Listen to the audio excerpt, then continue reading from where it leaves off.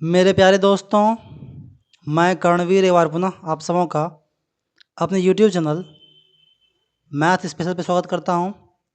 और आज हम लोग जॉब नोटिफिकेशन के बारे में ही देखेंगे। जैसा कि हम लोग पिछले वीडियो में देखे थे कि IB की ओर से फॉर्म आया हुआ है, जो कि मैट्रिक लेवल पे भी भरा रहा है और ग्रेजुएशन लेवल पे। तो मैट्रिक लेवल पे जो भरा रहा था उसका हम लोग डिटेल वीडियो देख चुके हैं ऑलरेडी पहले ही।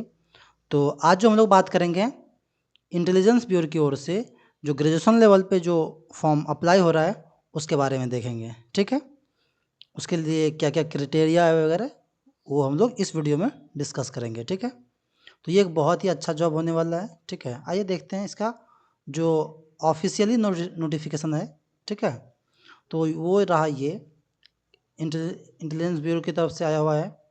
और जो पोस्ट है वो यहाँ पे देख लीजिए। आपका जो ये लेवल 7 का जॉब होगा और आपका जो बेसिक रहेगा वो 44,900 से लेके 1,42,000 तक मिलने वाला है। ठीक है, सेंट्रल गवर्नमेंट का ये जॉब है। और इसमें आपको 20% जो है एडिशनल आपको अलाउंस मिलता है। ठीक है, अगर मैं बात करूं वैकेंसी का, तो मोटा मोटी 4,000 वैकेंसी अर्थात 3,717 वैकेंसी है, जिसमें से कि जनरल से 1537 है, EWS के लिए 442 है, OBC के लिए 946, SC के लिए 566 और ST के लिए 226 सीट है।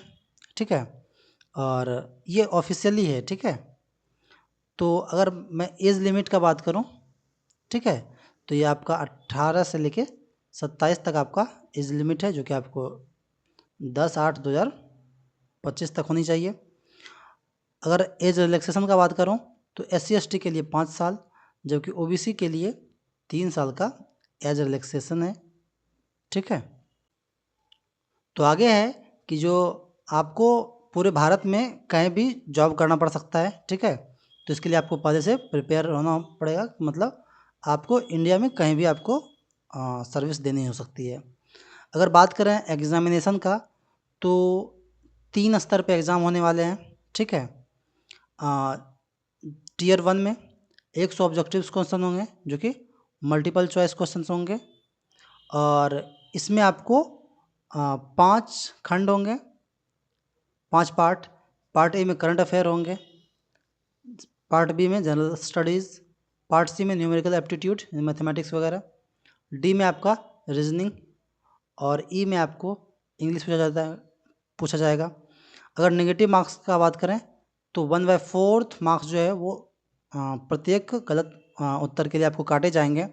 अर्थात अगर 4 गलत करते हैं तो आप 1 मार्क्स काट लिया जाएगा, जो कि सही वाला है। ठीक है, टोटल 100 मार्क्स से ये एग्ज़ाम होने वाले है और इसके लिए जो समय निर्धारित है वो 1 घंटे का है। जब आपका ये हो जाएगा तो टियर 2 के लिए अगर मैं बात करूँ तो ये आपका डिस्क्रिप्टिव होगा, मतलब इसमें आपको लिखना पड़ेगा। ठीक है, ये 50 मार्क्स का होगा, जिसमें कि 20 मार्क्स ऐसे के, 10 मार्क्स कॉम्प्रिहेंशन के लिए मिलेंगे और लॉन्ग आंसर टाइप के लिए 2-2 नंबर के 10 क्वेश्चन होंगे, अर्थात 20 नंबर आपको इसके मिलेंगे। और ये 50 मार्क्स का एक आपका डिस्क्रिप्टिव होने वाला है। और इसके लिए जो टाइम का निर्धारण है वो 1 घंटे के लिए किया गया है। ठीक है, और जब आप ये दोनों जो रिटन एग्जामिनेशन है जिसको पार कर जाते हैं तो आपका इंटरव्यू बचता है और वो भी आपके 100 मार्क्स के होते हैं। ठीक है, तो अगर इम्पोर्टेंट डेट का बात कर लें, ठीक है, तो 19 तारीख से ये फॉर्म फिलअप होना शुरू हो गया है, 19 जुलाई से। ठीक है, और 10 अगस्त तक ये फॉर्म भराया जाएगा। ठीक है, आप इसका जो फ़ी है वह ऑनलाइन भी पेमेंट कर सकते हैं या फिर आप चालान के माध्यम से भी कर सकते हैं। आपका जो चालान का जो लास्ट डेट है वो है 12 अगस्त तक, आपको बैंक से वो चालान कटवा लेनी है। ठीक है, अब आपके रजिस्ट्रेशन के लिए जो चाहिए वो क्या क्या चाहिए देखिए। फर्स्ट ऑफ ऑल आपके पास एक वैलिड ईमेल आईडी और मोबाइल नंबर होनी चाहिए। ठीक है, और फ़ोटो होनी चाहिए 100 से 200 कॉपी के बीच जेपीजी फॉर्मेट में, और 12 सप्ताह से पुराना नहीं होना चाहिए, अर्थात 3 महीने के भीतर का होनी चाहिए। ठीक है। एक सिग्नेचर होनी चाहिए जो कि 80 से 50 केबी के बीच में हो। आपके पास वैलिड फ़ोटोग्राफ आईडी चाहिए, कोई आधार कार्ड, पैन कार्ड, कुछ भी चलेगा।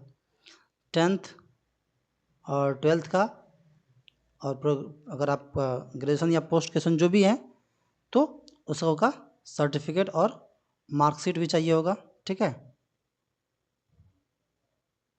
और अगर आप कैटेगरी का लाभ लेना चाह रहे हैं तो आपको उसका सर्टिफिकेट आपके पास होनी चाहिए। ठीक है। अगर हम लोग एग्जामिनेशन फ़ी का बात करें तो जो जनरल कैंडिडेट हैं, ठीक है, जो आपका प्रोसेसिंग फ़ी है, प्रोसेसिंग चार्ज वो 550 है, वो तो लगना ही लगना है। जो SC/ST हैं उसको वो चार्ज माफ़ कर दिया जाएगा, और मेल कैंडिडेट की जो सामान्य है या EWS है या OBC है उसको 550 वो प्रोसेसिंग चार्ज, और 100 रुपये जो एग्जामिनेशन फ़ी है वो आपको देना होगा, मतलब टोटल 650 रुपये देने हैं। जबकि SC/ST और जो फीमेल कैंडिडेट हैं उसके लिए ये जो आपका जो एग्जामिनेशन फ़ी है उसको ऑफ कर दिया गया है, लेकिन उसको भी 550 एग्जामिनेशन फ़ी के रूप में देनी है। ठीक है। तो ओवरऑल देखिए ये ग्रुप सी का पोस्ट है, और मेरे ख्याल से बहुत ही अच्छा अपॉर्चुनिटी है। अगर आप ग्रेजुएट हैं तो आप ये फॉर्म अप्लाई कर सकते हैं। तो मुझे उम्मीद है कि ये चीज़ें बिल्कुल आपको समझ में आ गई होंगी। ठीक है। तो जो भी ग्रेजुएट कैंडिडेट हैं तो वो आराम से इस फॉर्म को फिलअप कर सकते हैं। ठीक है। और ये एक बेस्ट अपॉर्चुनिटी है आपके लिए। और फॉर्म अप्लाई कैसे करनी है, ठीक है, इसका भी डिटेल्ड वीडियो हम लोग देखेंगे। नेक्स्ट वीडियो में हम लोग उसको इस फॉर्म को फिलअप कैसे करना वो भी देखेंगे। तो आप अपने आसपास के जो भी ग्रेजुएट स्टूडेंट्स हैं उनसे इस वीडियो को शेयर कर लीजिए, उनको ये इन्फॉर्मेशन दीजिए, और मन लगा के पढ़ते रहिए और अपना ख्याल रखिए। धन्यवाद।